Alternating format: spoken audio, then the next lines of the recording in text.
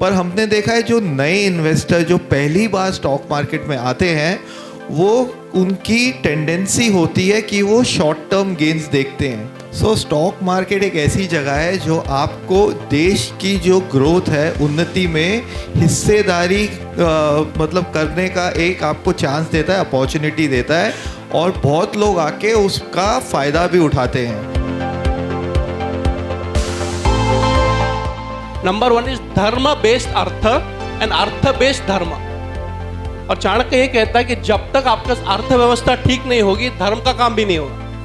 अभी हम लोगों ने टारगेट किया है कि कम से कम 5000 एकड़ इस पूरे बिहार में, इतना तो खोज ही सकते हैं। सर्विसेज में एक कंपनी है आदित्य विजन, जिसको प्योर मल्टी बेगर कहा जाता है। 15 रुपए पे लिस्ट हुआ था, आज अगर वो 4500 रुपए। गौरव सर भी हैं, आप भी हैं कि एफएनओ आजकल का एक बड़ा बज़वर्ड है। हर कोई आकर के बोलता है कि एफएनओ में खूब पैसा डूब रहा है। 10 में से 9 छोटे निवेशकों ने अपने पैसे गंवा दिए हैं। सवाल ये है कि वो लोग एफएनओ में क्यों गए?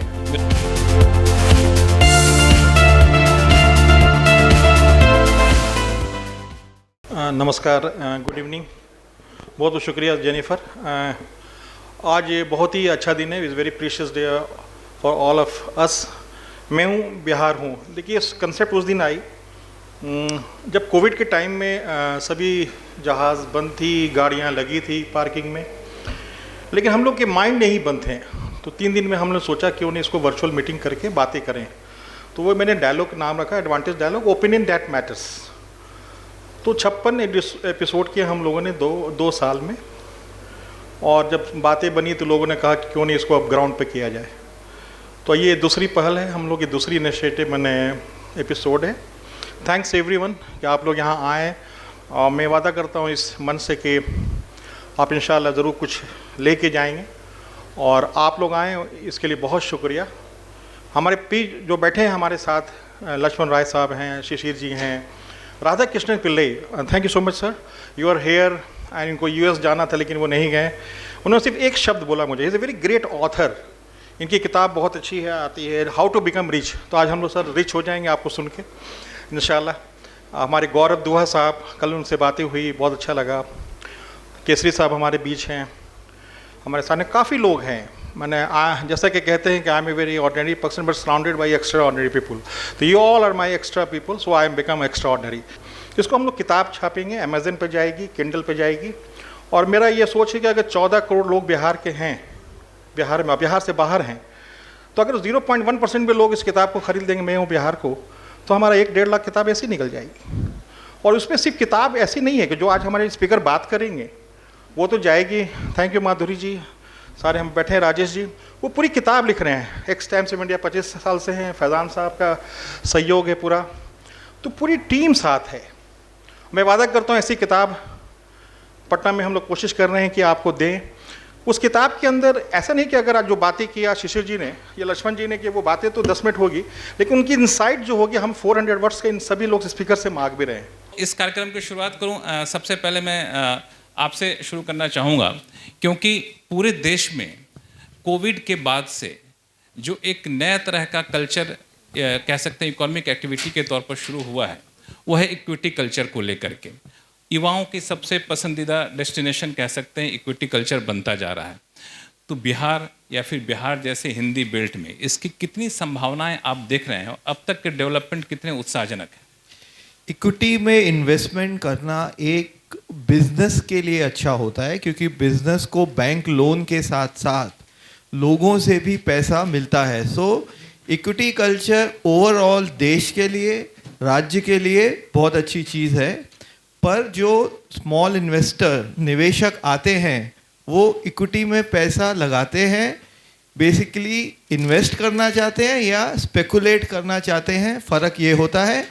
इन्वेस्टमेंट करके काफ़ी लोग अच्छा पैसा इक्विटी मार्केट में बना पाते हैं, पर हमने देखा है कि आजकल जो नए लोग इक्विटी मार्केट में आ रहे हैं, उनका फोकस ज़्यादा स्पेकुलेशन पे होता है, ट्रेडिंग पे होता है, और बहुत सी बार स्पेकुलेशन ट्रेडिंग बिना जाने समझे जो करते हैं उसमें लॉसेस भी होते हैं। तो 13-14 जगह पे हम सक्सेसफुली इथेनॉल प्लांट से काम शुरू किए, और जो वेस्टेज ऑफ ग्रेन्स हो, चावल हो, ये सब जो वेस्ट थे इसको हम प्रयोग कर पा रहे हैं। लेकिन आज भी मैं मान रहा हूं, क्योंकि हमने एयरपोर्ट्स के तौर पर मैंने शुरू में ही कहा कि हमारे पास तो अभी लैंडिंग कैपेसिटी उस तरह की है ही नहीं। हम नए जगह एयरपोर्ट्स बनाने की कल्पना कर रहे हैं। अभी 9 एयरपोर्ट्स हम प्लान किए। अभी भारत सरकार 4 एयरपोर्ट हमको दे रही है और 9 हम बिहार सरकार के माध्यम से करेंगे।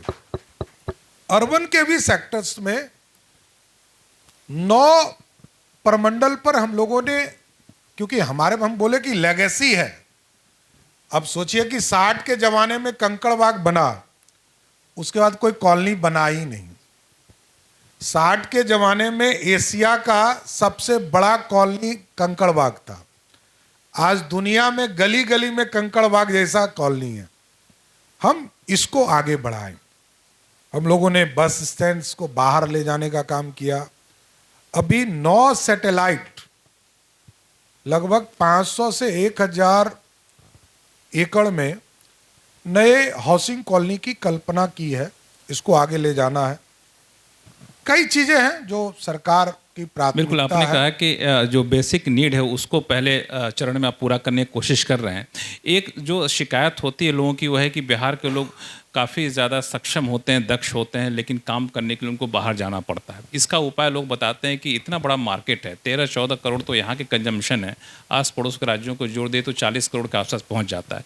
फिर भी कोई बड़ी मैन्युफैक्चरिंग यूनिट बिहार में नहीं लगता है। मेरा सवाल आपसे यह है कि निवेशक यहाँ आना तो चाहते हैं, लेकिन भरोसे की कमी दिख रही होती है। तो निवेशकों का भरोसा कैसे बनाया जाए, इसको कैसे सुनिश्चित करेंगे? देखिए, सब कुछ है हमारे पास, अभी परसेप्शन नहीं है। मैं खुद बोलता हूं, और परसेप्शंस कुछ समय के हिसाब से चलता है। कुछ राजनीतिक परसेप्शंस भी होते हैं और कुछ समय भी है।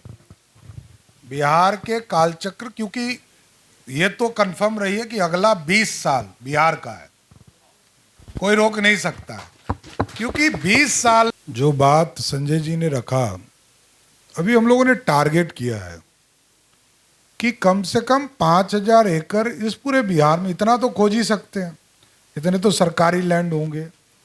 इसको अगले 2 महीने में इसको टारगेट करके जो इंडस्ट्री के सेक्टर में इसको खड़ा करना है। 5000 एकड़ का लैंड बैंक, 5000 एकड़ शुरुआत तो करनी पड़ेगी ना, एक ही बार 10,000 एकड़ तो आएगा नहीं।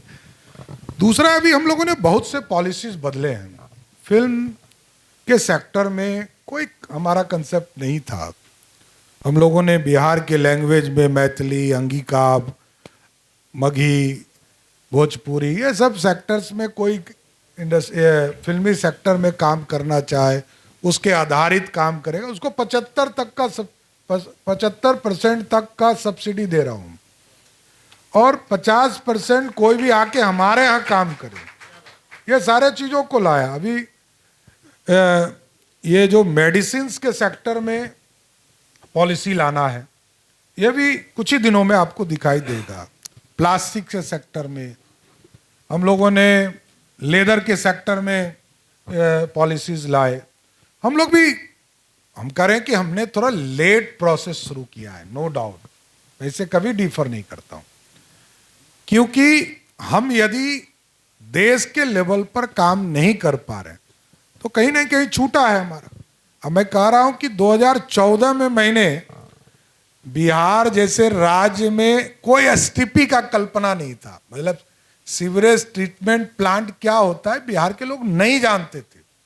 हम लोग मलमूत्र त्यागने का काम नाला में करते थे, सीधा अपने घर से निकाल के अपना वेस्ट, चाहे वो सीवरेज का आइटम हो या घर का कोई आइटम हो, सीधा नाला को फेंक देते।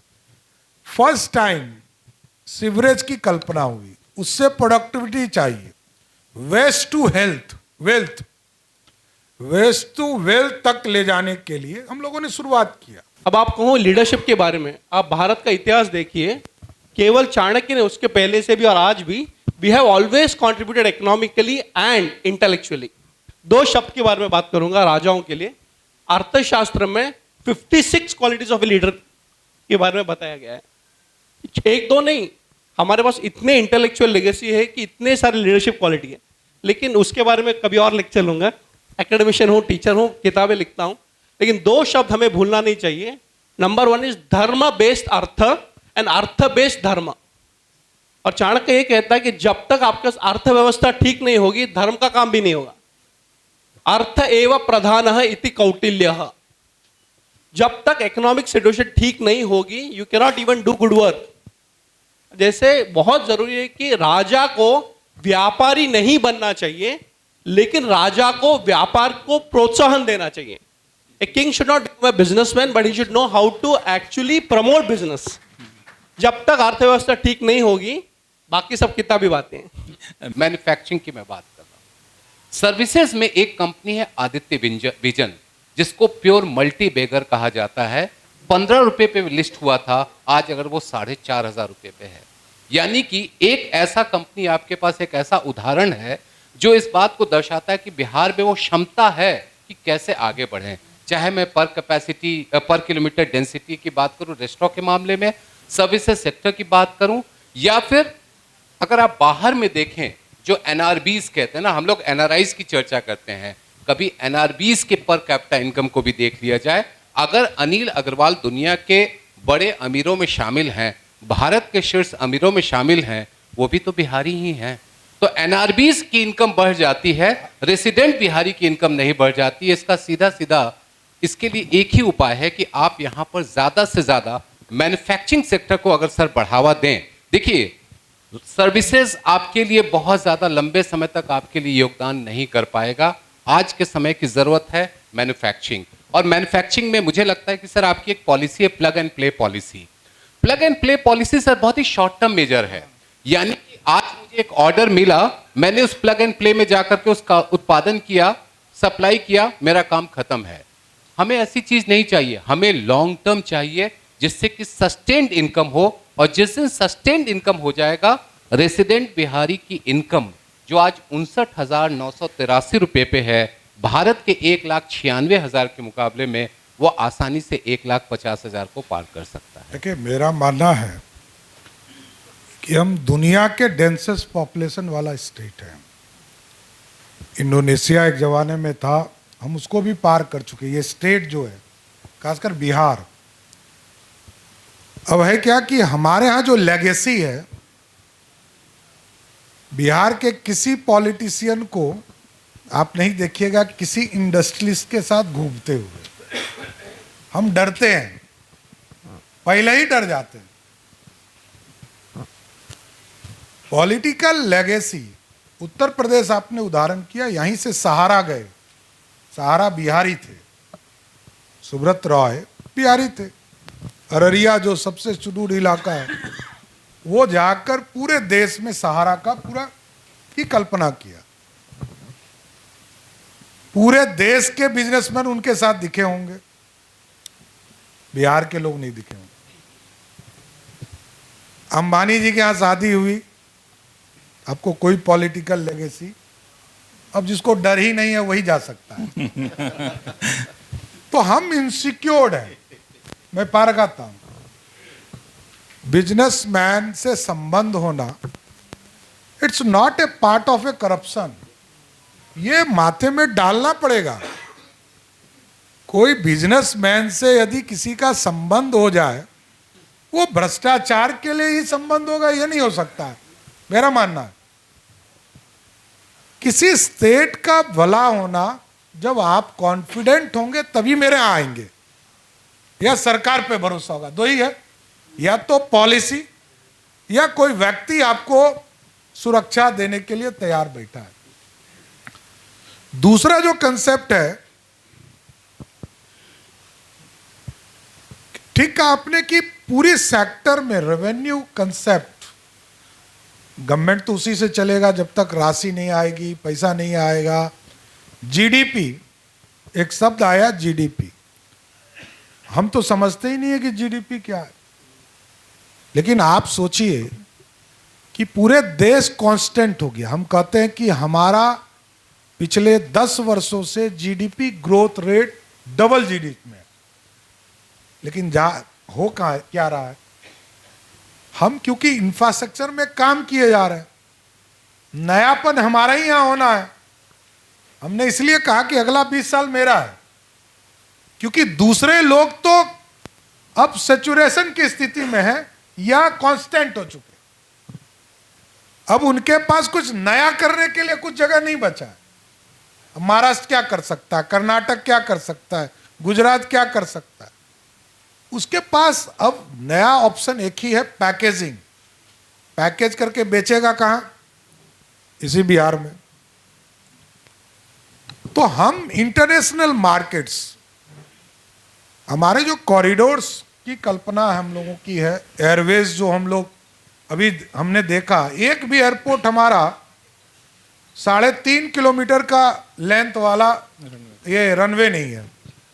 अभी जब हम 2 एयरपोर्ट बना रहे थे की कल्पना अभी हमने किया, राजगीर और भागलपुर, तो पहला शर्त यही मैंने सिविल एविएशन के साथ बैठक किया और कहा कि 3.5 किलोमीटर से कम जमीन पहले दिन मत एक्वायर कीजिए। मुझे लगता है सबसे बड़ी चुनौती यही है। लोकतंत्र की जब बात करते हैं तो इसी मुद्दे पर आकर लोकतंत्र अटक जाता है। इस चर्चा को यहीं विराम देंगे, लेकिन चलते चलते एक सवाल मानव बंका जी से पूछूंगा संक्षिप्त में कि एक नया सेगमेंट बिहार में तेज़ी से पनप रहा है, वो है फाइनेंशियल सेक्टर का सेगमेंट। आप यहाँ पे बहुत सारे क्लाइंट से बातचीत करते हैं, ये सेगमेंट कितना डीपली पेनेट्रेटेड है, स्ट्रॉन्ग है या फिर सतही है? क्योंकि इस पर वित्त मंत्रालय की भूमिका भी बहुत महत्वपूर्ण हो जाती है। जैसे कि हम लोग अभी बात कर रहे थे बिहार के डेवलपमेंट का, तो ये जो फाइनेंशियल एडवाइजिंग आता है वो डेवलपमेंट के बाद आता है। तो सबसे पहले कि इंसान को एक फाइनेंशियल इंडिपेंडेंट होना पड़ता है और उसके बाद उसकी पर्पस आती है कि वो अपने पैसे को कैसे मैनेज करे। तो आज के दिन में सर इस बात की अवेयरनेस बिहार में बहुत ज़्यादा है। लोग चाहते हैं कि उनके पैसे को ऑर्गेनाइज किया जाए, उनका पैसा बढ़े और उनके पैसे में एक ग्रोथ आए। तो हम लोगों के यहाँ सर इक्विटी मार्केट है, इक्विटी मार्केट में इन्वेस्टमेंट है जिसमें लोगों का पैसा अच्छा आ रहा है। प्रॉब्लम जैसा कि हम लोग जानते हैं यहाँ पे कि जो नए जनरेशन है वो थोड़ा फास्ट चाहते हैं इन चीज़ों को, उसमें वो फाइनेंशियल एडवाइज़र का या एक वेल्थ मैनेजर का रोल समझ नहीं पाते हैं। कई बार प्रॉब्लम बस वहाँ पे आती। तो अगर हम लोग इस एजुकेशन सिस्टम में अपने, जब हम लोग स्कूलों में भी या कहीं पे भी हम लोग इस फाइनेंशियल एजुकेशन को भी इंडल्ज करेंगे तो मेरे हिसाब से उनकी समझ बढ़ेगी, इन्वेस्टमेंट के प्रति उनकी जागरूकता बढ़ेगी और उनकी प्रॉस्पेरिटी भी बढ़ेगी। बिल्कुल। ये जो फाइनेंशियल लिटरेसी है, एक दिसिंग स्मॉल चीज बोलूँगा, जैसे इन्होंने बोला जहाँ चाह है वहाँ राह है, और जिस तरह यूपी में आई है प्रोग्रेस और जैसे यहाँ भी चाह है और बिहार में प्रोग्रेस आएगी, करीबन 38 करोड़ या 40 करोड़ लोग अगर इंडिया की ग्रोथ से ज़्यादा ग्रोथ रेट पे ग्रो होंगे तो पूरा देश में ग्रोथ आएगा। और ये स्टॉक मार्केट इन्वेस्टर्स के लिए एक बहुत अच्छा न्यूज़ है। अगर 25% आपकी जनता ज़्यादा तेज़ी से ग्रो होगी अगला 10 साल 20 साल, तो वो देश की इकोनॉमी और देश की स्टॉक मार्केट के लिए बहुत अच्छी खबर है। देखिए, मैं सिर्फ कंक्लूड करूंगा। मेरे को अभी मतलब आप लोगों के लिए भी इंस्पायरिंग रहेगा कि मैं एक पॉलिटिकल वर्कर हूँ।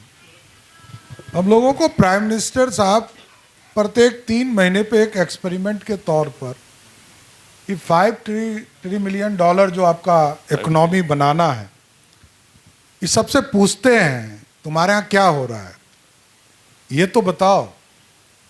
सबको टारगेट दिया गया है। स्वाभाविक है देश तो तभी बढ़ेगा जब सभी राज्य बढ़े और सबको अपनी इनसिक्योरिटी से बाहर भी निकलना पड़ेगा। हम जो डर है इससे भी बाहर आना पड़ेगा और उसका एक ही रास्ता है कि हम फाइनेंशियली पूरी तरह एम्पावर्ड हों, आर्थिक रूप से समृद्ध होंगे, सारे रास्ते खुल जाएंगे। आर्थिक रूप से समृद्ध नहीं होंगे तो रोज डरेंगे, रोज मरेंगे। मरना तो छोड़ना है, मारने वाले को जिसको मारना है मारने दीजिए, या वो इन्वेस्टमेंट देगा। तो पूरी जो 25 साल 30 साल आप काम करते हैं, जैसे यहाँ बहुत सारे इन्वेस्टर बैठे हैं और उनके लिए मैसेजिंग है, जो वैल्यू ऑफ कंपाउंडिंग अगर उसको आप समझते हैं, फर्स्ट डे से इन्वेस्ट करते हैं तो ओवर अ पीरियड वो इतना बड़ा होता है कि जिस बच्चे पे आप इन्वेस्ट कर रहे हैं, जिसकी आगे हो सकता है आज के माहौल में कोई गारंटी नहीं है कि वो आपको मदद करेगा नहीं करेगा, कैसे रखेगा, वो आपके रिटायरमेंट प्लानिंग के लिए वो आपका दूसरा बच्चा, तीसरा बच्चा, चौथा बच्चा तैयार हो जाता है। तो एक सोशल रिलम में इन्वेस्टमेंट का इतना रोल है कि आप नहीं पूछे नहीं जो है। हालांकि इसमें एक राय ये भी निकल कर आती है जो आजकल ज़्यादा प्रभावशाली या फिर के सोशल मीडिया पर ज़्यादा दिखती है कि ज़्यादा कमाएंगे ज़्यादा टैक्स देंगे, इससे अच्छा है कि अब टैक्स घटा दीजिए, हम ज़्यादा कमाने लगेंगे, फिर तो आपको ज़्यादा पैसा मिलेगा। तो इसको आप जो कह रहे हैं ये लैफर कर्व है। आप अगर इकोनॉमिक्स के जानते में, चूंकि मैं डी स्कूल का, दिल्ली स्कूल ऑफ इकोनॉमिक्स का विद्यार्थी हूँ, लैफर कर्व कब कहता है कि आप इन्वर्टेड बेल कर्व है, आप lower the tax rate larger the collection, but एक पॉइंट आएगा जिसके बाद आप टैक्स रेट नीचे भी करेंगे तो रेवेन्यू नहीं बढ़ेगी। हालांकि हम लोग उस पॉइंट से भी काफ़ी दूर हैं। इन्फ्लेक्शन पॉइंट एक्चुअली आप देखिए, अगर हम जो लोग पब्लिक मनी की बात करते हैं ना, there is nothing called public money.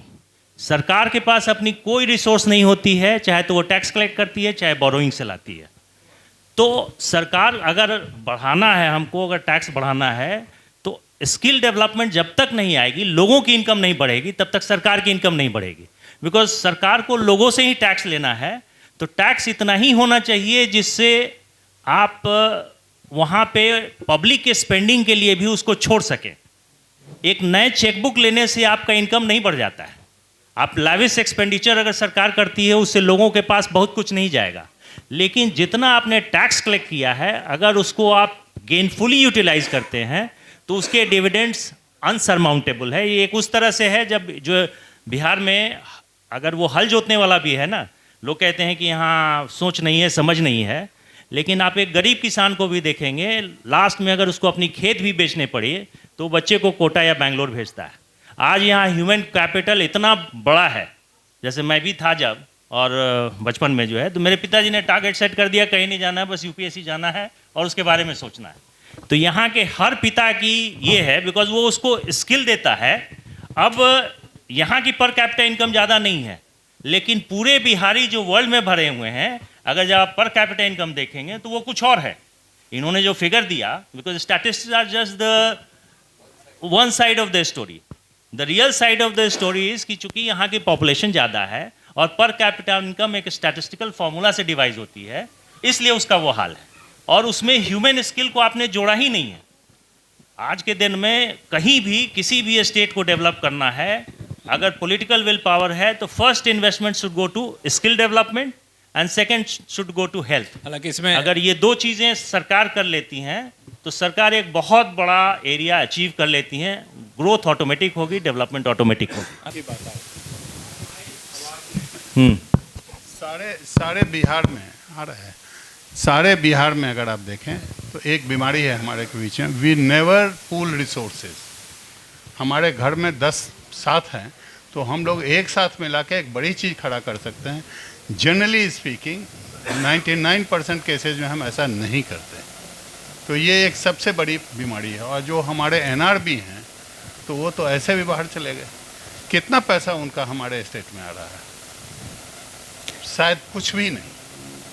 और जो एनआरआई हो गए हैं उनका तो खैर कहना ही नहीं, रेयरली कहीं कभी कोई होता हो तो आता हो। तो इसलिए मैं इससे सहमत नहीं हूँ कि एनआरबी के पास अगर बहुत पैसा आ रहा है तो हमारे लिए बहुत अच्छी बात है। No, I don't. नहीं, ये देखिए, इसमें परसेप्शन का यहाँ पे डिफरेंस है।